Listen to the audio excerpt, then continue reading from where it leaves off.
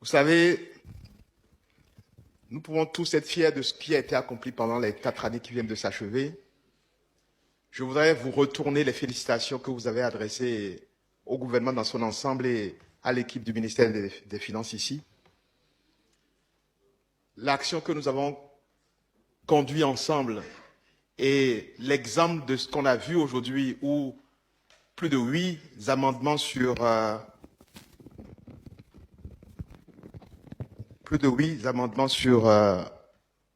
10 ont été acceptés. Et pour ceux qui n'ont pas été directement acceptés, ils ont été pris en charge pour études complémentaires et probablement seront mis en œuvre en gestion au cours de l'année, une fois que les études, les analyses complémentaires auraient été effectuées. C'est dire combien la relation que nous avons entretenue a été constructive. Tout à l'heure, on a parlé de beaucoup de choses. Je voudrais que, en donnant quelques exemples, que vous vous rendiez compte de façon concrète des effets de ce que nous avons pu réaliser ensemble pendant les 4 années qui s'achèvent. Quand on pense aux enfants dans les écoles, vous vous rappelez en 2019, quand vous êtes venus ici, le programme de cantine scolaire qui avait commencé, qui s'accélérait, nous permettait de donner à manger à environ 400 000 enfants dans nos écoles. Cette année, nous sommes à 1 million d'enfants couverts. Ça veut dire que c'est 1 million d'enfants qui ont accès à de la nourriture. C'est dire que nous avons augmenté, plus que doublé sous votre législature, le nombre de personnes qui ont accès à cette cantine scolaire. Donc, amélioration de la nutrition infantile, amélioration de la capacité des enfants à pouvoir rester à l'école, amélioration de la capacité des enfants à pouvoir, à cet âge-là, développer leur intellect et être de meilleurs cadres, de meilleurs députés, meilleurs dirigeants demain. Et ça, c'est des choses qui n'ont pas de prix. Et ça, c'est un effet concret que je voudrais que vous gardiez à l'esprit parce que c'est grâce à vous, grâce aux moyens que vous avez donnés au gouvernement, grâce aux amendements, aux sollicitations, aux alertes que vous posez, qu'on a pu réaliser ça. Mais je peux donner le même exemple aussi sur d'autres sujets, notamment les infrastructures. Nous avons tendance à voir dans les grandes villes, on a parlé tout à l'heure d'asphaltage, des villes qui s'embellissent, etc. Mais je voudrais aussi que vous ayez à l'esprit que grâce aux moyens que vous nous avez donnés, nous avons chaque année plus de 7000 km de pistes rurales, d'ouverture de routes qui sont faites dans nos communes, qui permettent aux gens de pouvoir sortir leur production. Le bel exemple, c'est la karité. En 2019, moins de 100 000 tonnes de karité étaient produites. Quand on dit produite, c'est un peu une déformation parce qu'en réalité, aujourd'hui, la karité est collectée. Mais en 2019, la collecte était évaluée moins de 100 000 tonnes, 99 000 et quelques. Cette année, nous parlons de 200 000 tonnes.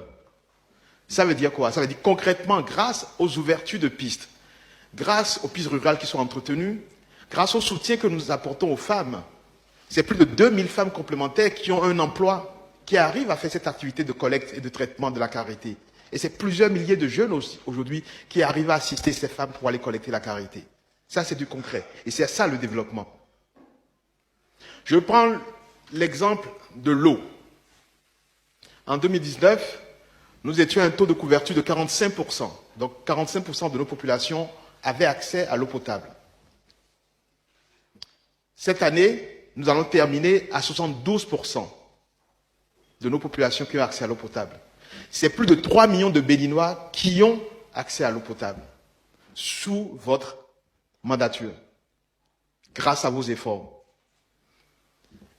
Et ce n'est pas seulement ça. Ce qui est intéressant, grâce à l'action commune que nous avons menée sur le secteur de l'eau, c'est que, vous avez vu, il y a eu toute une réforme du secteur de l'eau. Il y avait des villages où les femmes, les jeunes allaient chercher la bassine de 25 litres à 25 francs, 50 francs et même 75 francs la bassine. Grâce à la réforme, aujourd'hui, le prix est uniforme, c'est 15 francs la bassine d'eau. Et sur chaque 15 francs collectés, il y a 3 francs qu'on met de côté pour entretenir et renouveler les équipements. C'est-à-dire que ceux qui ont maintenant accès à l'eau, on s'assure que pour toujours, ils aient accès à l'eau. On dit souvent que celui qui a connu quelque chose, quand il le perd, il est beaucoup plus malheureux que celui qui l'a jamais connu. Et donc nous veillons à ce que quand nous apportons quelque chose aux populations, qu'on mette en place la gouvernance, le cadre, pour que ce quelque chose-là dure. Et c'est le bel exemple, c'est l'eau. Et cette idée qu'on a dans l'eau, qu'on a pu faire ensemble sur les 4 ans, de dire on réforme, on fait des investissements, on met en place une gouvernance pour que ce qu'on fait se poursuive et reste stable et durable. Même chose dans le domaine de la santé.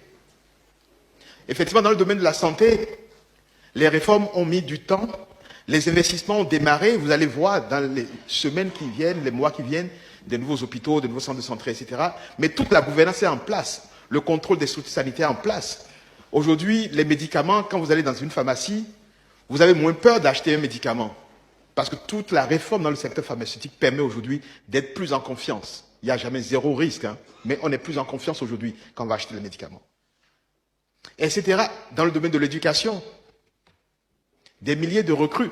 Je ne veux pas anticiper sur ce que mon patron fera la semaine prochaine, donc je vous laisserai le soin de l'écouter la semaine prochaine. Mais je peux vous assurer que les réponses sur les aspirants viendront. On vous l'a promis, ça viendra. Et la même idée de réforme et d'action que nous avons fait dans le secteur de l'eau, que j'ai pris comme exemple, se déporte dans la santé, dans l'éducation. Et au fur et à mesure, on met en place une gouvernance, des investissements pour que vraiment, concrètement, les populations sentent mieux. Et c'est ça le sens de ce que nous faisons.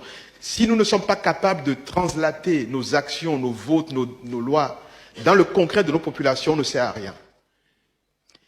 2019-2022, le taux de pauvreté a significativement baissé. En 2015, Banque mondiale indiquait que le taux de pauvreté au Bénin était de 39,5%. Quand vous êtes arrivé, ce taux était de 38,4%. Là, on atterrit à 37%.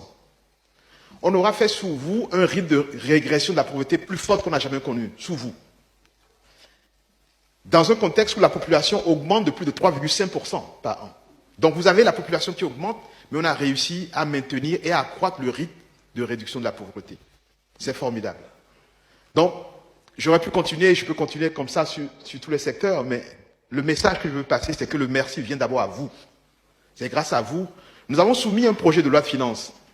Ce qui ressort d'ici comporte tellement de mesures nouvelles, vous l'avez cité tout à l'heure, qui sont vos initiatives, qui permettent d'apporter ce mieux-être à nos populations. Donc franchement, merci beaucoup.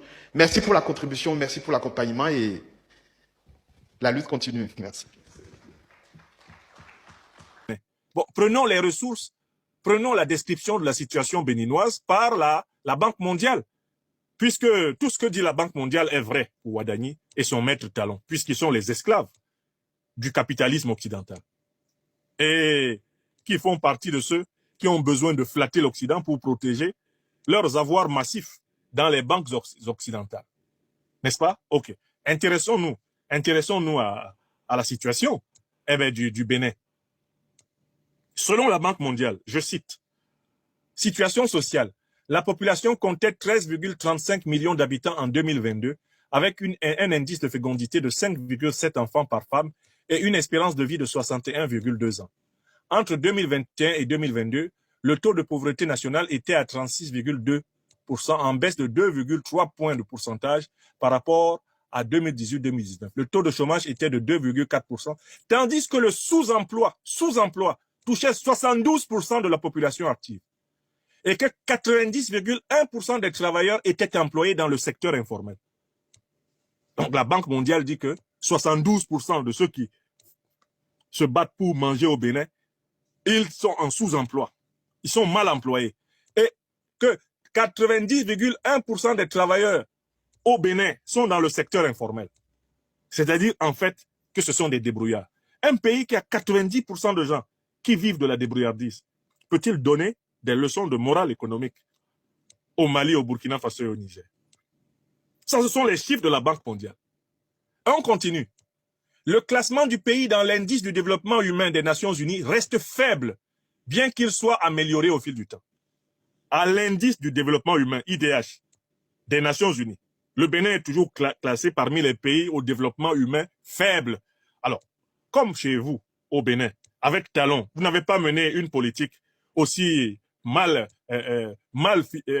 ficelée que celles que vous reprochez au Mali, au Burkina Faso et au Niger. Pourquoi vous êtes toujours avec un IDH faible? Pourquoi l'indice du développement humain du Bénin n'est pas élevé? Et pourquoi il n'est même pas moyen? Pourquoi il est faible? Parce qu'en fait, toute l'économie béninoise sous talon est au service des plus riches. C'est une économie au service des multinationales et des entreprises en rétrocommission pour talon et l'oligarchie qui vit et qui noyote le pays autour de lui. D'accord? La grande majorité, l'écrasante majorité des Béninois vit dans la pauvreté. L'écrasante majorité, 90% des Béninois doivent se débrouiller tous les jours pour manger un repas. Et pour les plus chanceux, 2 ou 3 repas par jour. D'accord? Voilà la réalité. L'argent circule au Bénin entre talons et l'oligarchie financière du pays. Cet argent ne ruisselle pas vers les masses populaires. Je continue à lire la Banque mondiale.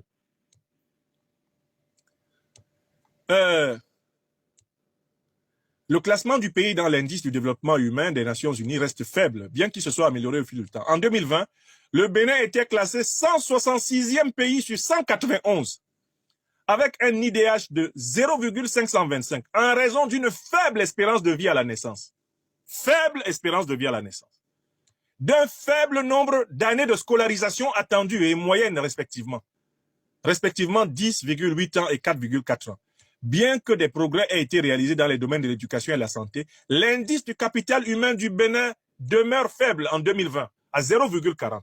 Ça, ce sont les chiffres de la Banque mondiale, puisque vous considérez que ce que la Banque mondiale dit, c'est aussi vrai que ce qu'on peut trouver dans les livres sacrés des religions monothéistes. On continue. Plusieurs chocs socio-économiques au niveau international et régional pourraient affecter la tendance à la réduction de la pauvreté. Les impacts des sanctions de l'UEMOA contre le Niger voisin, les conséquences de l'invasion russe en Ukraine, l'instabilité politique dans les pays voisins du Sahel, l'insécurité croissante et les tensions dans le nord du Bénin, pourraient entraîner une volatilité continue du prix des denrées alimentaires, de l'énergie et des engrais, ce qui aurait un impact négatif sur les ménages pauvres et vulnérables, ralentissant ainsi la réduction de la pauvreté et poussant davantage de ménages dans la précarité. C'est-à-dire qu'on explique que le Bénin est un pays précaire. Maintenant, la situation économique. Ça, c'est toujours la Banque mondiale qui parle. Malgré les défis sécuritaires régionaux persistants qui s'étendent à la partie nord du Bénin et les incertitudes commerciales, la croissance du PIB a atteint 6,7% en 2024, 4,1% par habitant contre 6,4% en 2023. La croissance est principalement soutenue par le dynamisme de la production industrielle et agricole, ainsi que par la résilience des services. L'inflation qui avait doublé en 2023, atteignant 2,8, a fortement diminué en 2024 avec une moyenne de 1,2 en glissement annuel en raison de la modération des prix des produits énergétiques et du transport. L'augmentation continue des recettes, ajoutée à la modération des dépenses d'investissement, s'est traduite par une diminution notable du déficit budgétaire de 4,1% du PIB en 2023 à 3% en 2024, atteignant ainsi le critère de convergence de l'UEMOA pour la première fois en 5 ans. Talon est là depuis 10 ans. C'est seulement l'année passée qu'il a atteint le critère de convergence de l'UEMOA. Mais la question c'est, qui prend au sérieux une économie évaluée par le PIB? Ce sont des gens qui n'ont pas de culture économique de base, qui prennent une économie évaluée par le PIB au sérieux. Le produit intérieur brut, qu'est-ce que c'est? C'est l'ensemble, de la production économique d'un pays sur une année. On prend la totalité des richesses qui ont été produites par tous les acteurs économiques dans un pays donné. On additionne la totalité de ces richesses et on divise par le nombre d'habitants. Ça donne le produit intérieur brut par habitant. Mais le problème est le suivant. Un pays comme le Bénin, l'essentiel des entreprises béninoises, celles qui font plus de bénéfices sont des entreprises étrangères. C'est un pays sous le corset des multinationales étrangères. Les nationaux sont au niveau des entreprises nationales et des micro-entreprises, alors que les multinationales raflent le gros des marchés publics. Les multinationales raflent le gros des marchés publics. Alors, dans ces conditions, qu'est-ce que vous voulez? Qu'est-ce que vous pouvez espérer? Quand vous vous basez sur le PIB pour évaluer la santé d'un pays, en fait, vous êtes en train simplement de reconnaître que le gros de la richesse de ce pays-là va entre les mains des multinationales étrangères qui sont le plus représentées dans l'activité économique nationale. On s'accorde donc à dire que si on veut voir quelle est la véritable situation financière des nationaux, des acteurs véritablement nationaux dans un pays, il faut plutôt prendre le PNB, le produit national brut. C'est là que la vérité sort. On se rend compte que la richesse du pays profite à l'étranger. Et c'est la situation de tous les pays, eh bien, issus du processus colonial et néocolonial français en Afrique.